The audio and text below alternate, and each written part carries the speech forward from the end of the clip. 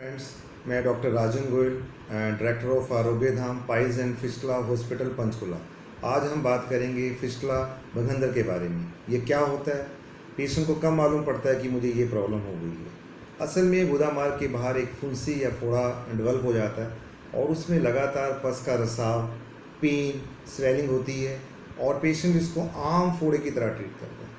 अपने आसपास के डॉक्टर, लोकल डॉक्टर से या केमिस्ट से वो कुछ मेडिसिन लेता है और देखा गया है कि मेडिसिन लेने से वो ठीक भी हो जाता है।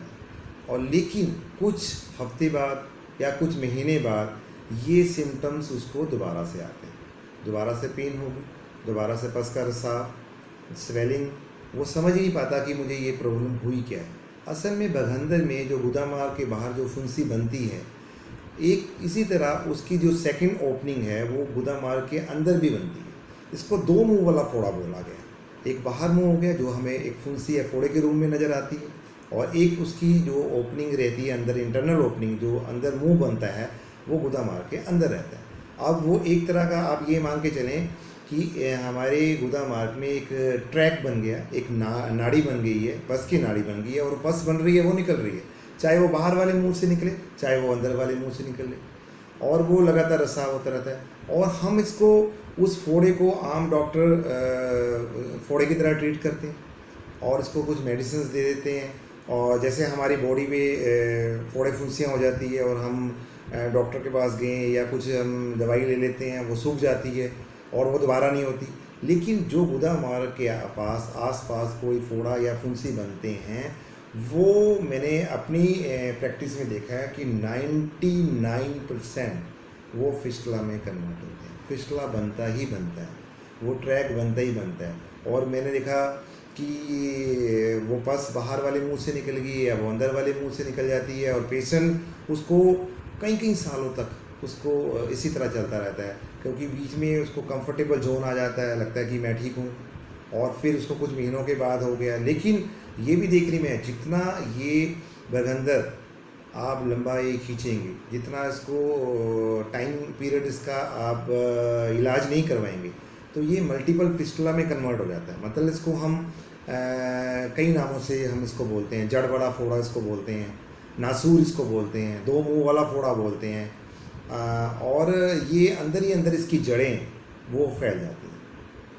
बाहर कई बार मैंने अपनी प्रैक्टिस के अंदर ये देखा है कि पेशेंट्स आते हैं, जब हम उनको चेक करते हैं तो बाहर एक ओपनिंग ना हो के 2 या 3 ओपनिंग होती है। इंटरनली जब हम उनको चेक करते हैं तो बहुत डीपली उनको ओपनिंग होती है, और पस, गाढ़ी पस, और उसमें पस का रिसाव हो रहा है और पेन हो रहा है, वो अंदर ही अंदर फैलता रहता है। और कई बार हमारे पास ऐसे पेशेंट भी आते हैं, बेतहा अक्यूट पेन, बहुत असहनीय पेन उनको होती है। जब हम उनको देखते हैं तो एक बहुत बड़ा फोड़ा बलून की तरह हम उनको वहाँ देखते हैं। वो बनता क्यों है कि जो रिसाव, जो पस का रिसाव बाहर से निकल रहा है, जो पस का रिसाव अंदर से निकल रहा है, वो दोनों तरफ से पस निकलना बंद हो जाता है और वो पस अंदर इकट्ठी हो जाती है। जब वो इकट्ठी होगी तो वो एक बलून की तरह, एक बड़े फोड़े की तरह बन जाती है। जब वो बड़े फोड़े की तरह बन जाती है तो पेशेंट को इतनी पेन होती है, उसको फीवर भी होगा, उसको जो है पूरे हाथ पाँव में दर्द भी बहुत ज़्यादा होगा, और वो मतलब छटपटाएगा।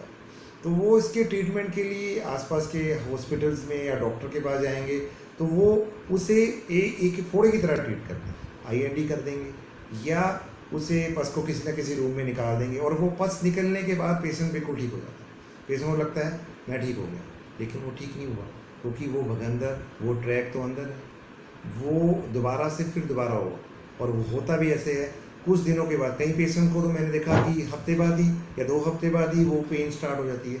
कुछ पेशेंट में कुछ लंबा समय के बाद ये प्रॉब्लम्स आती है, लेकिन आती जरूर है। लेकिन जब भी वो आएगी, बढ़ के आएगी, वो पेन और ज़्यादा ज़बरदस्त होगी, वो बघंदर और ज़्यादा क्रॉनिक, बहुत ख़तरनाक हो जाता है, डीपली हाई लेवल फिस्टुला में कन्वर्ट हो जाता है वो, क्योंकि पस है, उसको अंदर ही अंदर वो उसको जगह मिलेगी, वो कहीं ना कहीं ट्रैक में कन्वर्ट हो जाती है, फैल जाती है, और वो बहुत ज़्यादा पेन होती है। और मैं एज ए एनोरेक्टल स्पेशलिस्ट मैं पेशेंट्स को यही बोलूँगा कि यदि आपको इस तरीके का कोई भी सिम्टम आता है, आपको फुंसी है, आपको फोड़ा हुआ है, आपको पस हुआ है, उसको आप सीरियसली लें, उसको आप डॉक्टर को चेकअप कराएं, उसको का ट्रीटमेंट लें। आप इसको खाने वाली दवाइयों से ठीक ना करें, ये खाने वाली दवाइयों से ठीक नहीं हो सकता।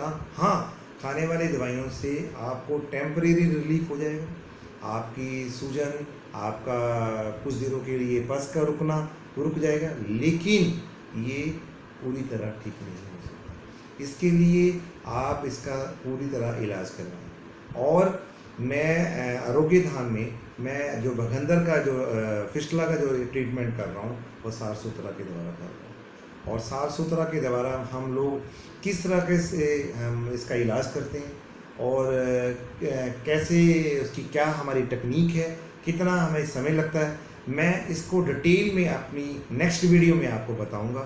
धन्यवाद।